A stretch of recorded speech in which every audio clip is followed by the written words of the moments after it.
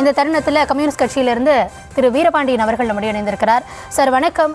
தொடர்ந்து நியூஸ் தமிழ் அந்த கனிம வள கொள்ளை அது சார்ந்த தகவல்களை சேகரிக்கிறதுக்காக எங்களுடைய செய்தியாளர் சென்றப்போ தாக்கப்பட்டு இருக்கிறார். அந்த காட்சிகளை நாங்கள் முன்வைத்திருக்கோம். ஆனால் நடவடிக்கை எடுக்கப்படலை இதுவரைக்கும். உங்கள் தரப்பு கருத்து என்ன?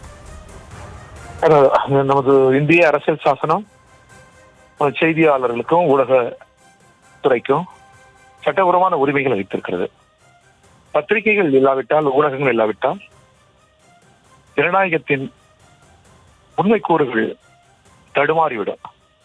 எனவே ஜனநாயகத்தை காத்து நிற்பதில் பெரும் பங்கு பத்திரிகைகளுக்கும் ஊடகங்களுக்கும் உண்டு.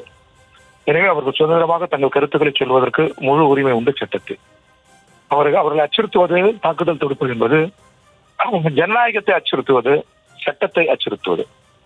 எனவே யாராக இருந்தாலும் அவர்கள் குற்ற செயலில் ஈடுபட்டிருப்பார்கள் ஆனால் அவர்களை சட்டப்படி நீதி முன்னால் நிறுத்தி தண்டிக்கப்பட வேண்டும் என்பதுதான் கம்யூனிஸ்ட் கட்சியின் நிலை.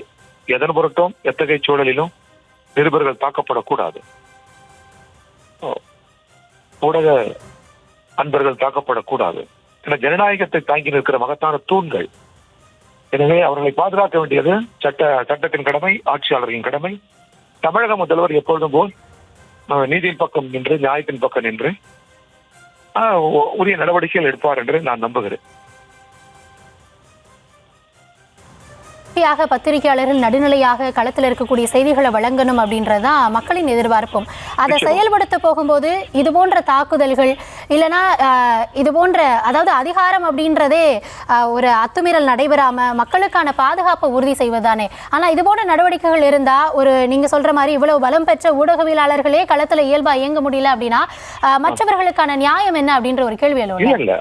எங்கோ அங்கொன்றும் இங்கொன்றுமாக தவறுகள் நடந்தாலும் அது தண்டிக்கப்பட வேண்டும், நீதியின் முன்னால் அவர்கள் நிறுத்தப்பட வேண்டும் என்பதில் எந்த விதமான மாற்று கருத்தும் இல்லை. ஆனால் அதே நேரத்தில் தமிழக முதல்வர், தமிழக அரசு எப்பொழுதும் போல் நீதியின்பால் நிற்க வேண்டும், நியாயத்திற்கு துணை நிற்க வேண்டும், துணை நிற்பார்கள் என்ற நம்பிக்கையும் அந்த நேரத்தில் பதிவு செய்கிறேன். எதன் பொருட்டும் ஊடகங்களாளர்கள் அச்சுறுத்தப்படுவதை, மிரட்டப்படுவதை ஏற்க இயலாது. அதை நாங்கள் வன்மையாக கண்டிக்கிறோம். நன்றி சார், நன்றி. இணைப்பில் உங்கள் தரப்பு கருத்துக்களை பகிர்ந்தமைக்கு நன்றி.